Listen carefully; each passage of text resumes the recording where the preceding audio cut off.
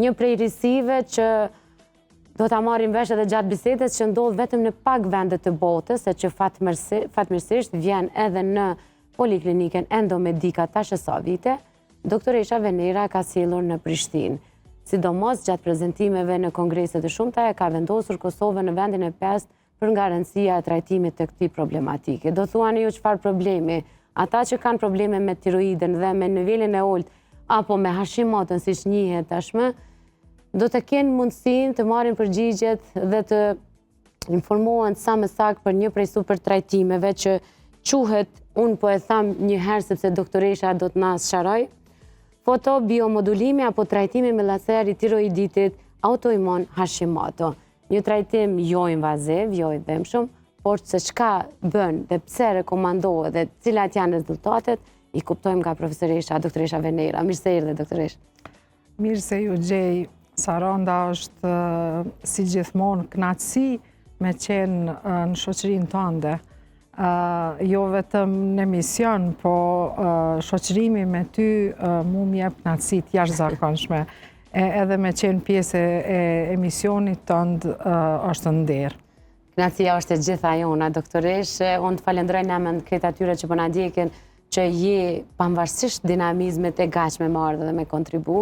Unë e thash që përveç që është rrit numri i personave me probleme të tiroides, sidomos specifikisht po e tham Hashimoton, po ashtu kemi mundësinë me u gëzu, po tham në fatkeqësi, sepse trajtimet, inovacionet, çdo herë që ndodhin në botë ju kujdeseni që t'i sillni për pacientit dhe po e tham shqip hallixhit e këtij problemi.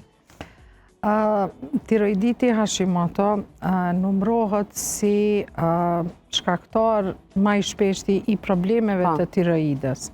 Dhe është po që kohëve të fundit numri është shtu jo vetëm te ne, por në gjithë botën. Dhe në studimet e fundit tregohet që jo vetëm smundjet autoimune të tiroides, po dhe në përgjithësi smundjet autoimune kanë rritje, sidomos pas Covidit. Dhe tiroiditi Hashimoto pra është smundje autoimune e gjandrës tiroide, më e shpesh te femrat, por nuk do të thotë që nuk i prek edhe meshkujt.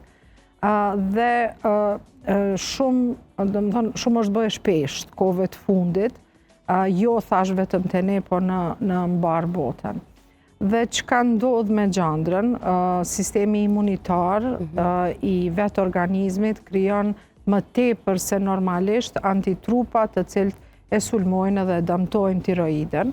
Dëmtime këto që ne i vrejmë me ultraza, me njëherë kur të bëjmë ultrazanin, por edhe këta antitrupa i detektojmë në gjak, kur janë mbi nivel të rritur, dhe në analiza, nëse ato na dalin të rrituna, është një gjatë që na vyn për me diagnostiku dhe në anën tjetër na duhet për me diagnostiku ndryshimet karakteristike në ultraza që i shohim që janë karakteristike për tiroiditin Hashimoto.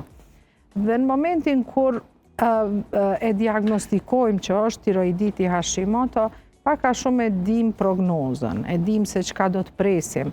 Qoftë me një herë aty, qoftë në një të ardhme, do të pritet që niveli i prodhimit të hormoneve tiroides që janë të domosdoshme për funksionim normal të organizmit, do të fillon me na ra. Dhe këto hormone duhen me u kompenzu në mënyrë artificiale me tablet, domethënë me hormonin sintetik, analogun e hormonit, në mënyrë artificiale prej jashtë dhe duhet me u zëvendësu të rjetën. Se çfarë doze e zëvendësojmë atë, varet nga niveli i hormoneve në gjak që na tregojnë hormone, domethënë është edhe një hormon i hipofizës, TSH, apo në popullat të shëbile i thojnë shpesh, është thyroid stimulating hormon, i cili ajna dirigjon se çfarë doze duhemi dhe ajna dirigjon se çfarë sasie e hormonit artificial prej jashtë po i vyn trupit për me u kompenzu mungesa. Dhe kështu në bazë të analizave kompenzojmë atë hormon.